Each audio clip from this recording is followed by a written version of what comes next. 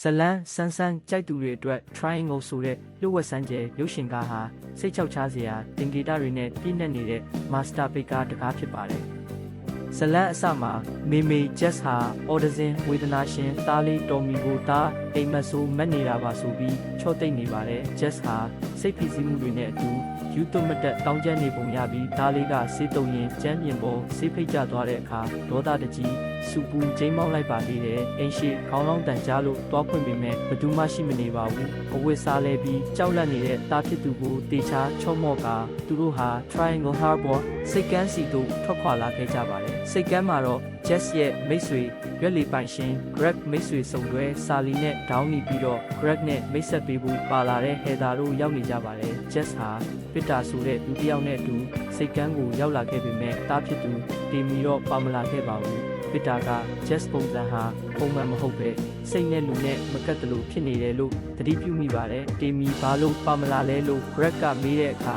Jess ကတားဖြစ်သူကြောင်းတက်နေတယ်လို့ခက်ခက်ခဲခဲဖြေခဲ့ပါတယ်။ဒါပေမဲ့အဲ့ဒီနေ့ကစနေနေ့ဖြစ်နေပါတယ်။ Triangle လို့အမည်ရတဲ့ရွက်လီလေးပင်လယ်ထဲထွက်ခွာလာချိန်မှာတော့ Jess ဟာကမ်းခြေအကြောင်းအိမ်မက်ဆိုးတွေမှတ်ပြီးထက်လန့်နိုးလာခဲ့ပါတယ်။ခဏအကြာမှာတော့လေဝိခတ်မှုလုံးဝရပ်တန့်သွားပြီးပင်လယ်ပြင်ကြီးငြိမ်သက်သွားရာကနေသူတို့ရှေ့မှာရှေးမောက်ရေပြင်ထက်မြင်းမောင်နေတဲ့မုန်တိုင်းတိမ်တိုက်ကြီးကြားရောက်လာပါတယ်။အရေးပေါ်အကူအညီတောင်းပေမဲ့ကြီးညာချက်ထဲမှာလိုင်းလေးငြိမ်နေတယ်လို့ပဲပြန်ဖြေပါတယ်။ထိုစဉ်ရေဒီယိုလိုင်းထဲကနေတယောက်ယောက်ကအားလုံးကိုလိုက်တက်နေပါတယ်ဆိုတဲ့အမျိုးသမီးတယောက်ရဲ့ကြောက်လန့်တကြားအကူအညီတောင်းတန်ထွက်ပေါ်လာပြီးလိုင်းပြတ်တောက်သွားပါတယ်။ထို့နောက်ပင်လယ်မုန်တိုင်းရုတ်တရက်ကြားရောက်လာပြီးရွက်လီမောက်သွားကဟဲသာပင်လယ်ထဲမျောပါပျောက်ကွယ်သွားခဲ့ပါတယ်။ကြန့်ရှိသူ၄ဦးဟာမှောက်နေတဲ့ရွက်လီပေါ်မှာတောင်တင်နေစဉ်အဝေးကနေလောဝဆဆိုတဲ့ပင်လယ်ကူးသင်္ဘောကြီးတစ်စီးချင်းကပ်လာတာကိုတွေ့လိုက်ရပါတယ်။သူတို့အကူအညီတောင်းရင်သင်္ဘောပေါ်တက်သွားကြပေမဲ့သင်္ဘောကြီးတစ်ခုလုံးလူတစ်ယောက်မှမရှိပဲတိတ်ဆိတ်ချောက်ကပ်နေပါတယ်။သင်္ဘောစင်ကြံလမ်းတွေဟာသူနဲ့ရင်းနှီးပြီးသားလို့ခံစားနေရတယ်လို့ Jess ကပြောပါတယ်။သင်္ဘောနေရံမှာချိတ်ဆွဲထားတဲ့1932ခုနှစ်ကတပ်ပုံအရ Viewers ဆိုတ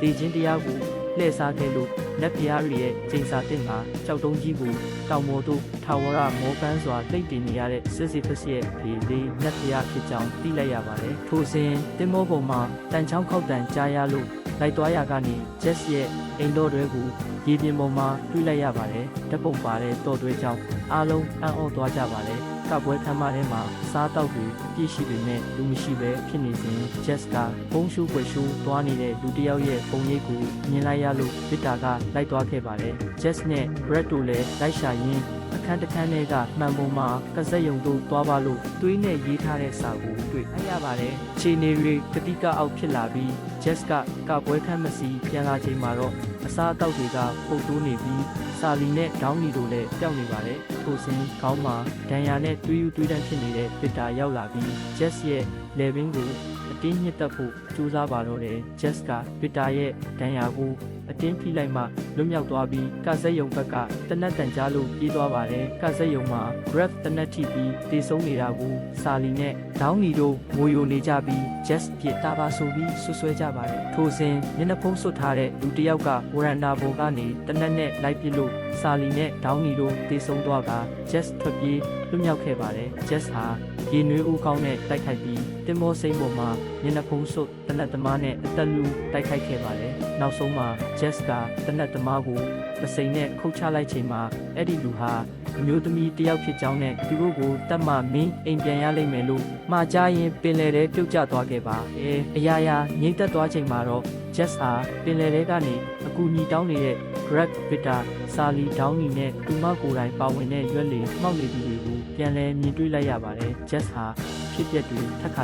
လှည့်ပတ်ဖြစ်ပျက်နေတဲ့အချိန်ဆက်ဝိုင်းနဲ့ရောက်နေမှန်းသဘောပေါက်သွားခဲ့ပါတယ်။သူမဟာတခြားသူတွေကိုကာကွယ်ဖို့နဲ့ဒီဆက်ဝိုင်းကိုရပ်တန့်မှုကြိုးစားခဲ့ပါတယ်။ဗစ်တာကိုရှင်းပြဖို့ကြိုးစားရင်းမတော်တဆဆူးချုံတဲ့ခေါင်းကိုစိုက်မိသွားစေခဲ့တယ်လို့ဝေစားလက်ခန်းထဲမှာသူတို့တက်လာရင်အကုန်လုံးကိုတက်ပစ်ပါလို့သူမောက်ကိုယ်တိုင်ရေးထားခဲ့မှုတဲ့စာရွက်ပေါင်းများစွာနဲ့တနက်တွေကိုတွေးလိုက်ရပါတယ်။ဒါအပြင်သူမရဲ့တော့ချိတ်ဆွဲပြီးလဲကျသွားချိန်မှာအောက်ခြေမှာဒီလိုဆွဲသီးပေါင်းမြောက်များစွာပုံနေတာကိုတွေးလိုက်ရတာကြောင့်ဒီအဖြစ်ပြက်ဟာအကြိမ်ပေါင်းမရေမတွက်နိုင်အောင်ဖြစ်ပျက်ခဲ့ပြီးပြီဆိုတာကိုပုံမသဘောပေါက်သွားခဲ့ပါတယ်။ Jess ဟာအစီအစဉ်ကိုပြောင်းလဲဖို့ စူးစမ်းပေမဲ့ဘာလို့တမိုင်းကြောင်းကပြန်လဲထပ်မံဖြစ်ပေါ်စမြဲပါဒဏ်ရာရထားတဲ့စာလီဟာတင်မောအထက်ထက်စီပြေးသွားပြီးအကူအညီတောင်းခဲ့ရကနေအစပိုင်းမှာသူတို့ကြားခဲ့ရတဲ့ရေဒီယိုအကူအညီတောင်းတန်ဟာစာလီရဲ့အတန်ဖြစ်ကြောင်းပေါ်လွင်သွားပါတယ်တင်မောကျမ်းပြင်ပုံမှာစာလီရဲ့အလောင်းပေါင်းမြောက်များစွာပုံနေတာကို just တွေးလိုက်ရချိန်မှာတော့ဒီလိုကြီးပြန်ဆောက်ဖို့အတွက်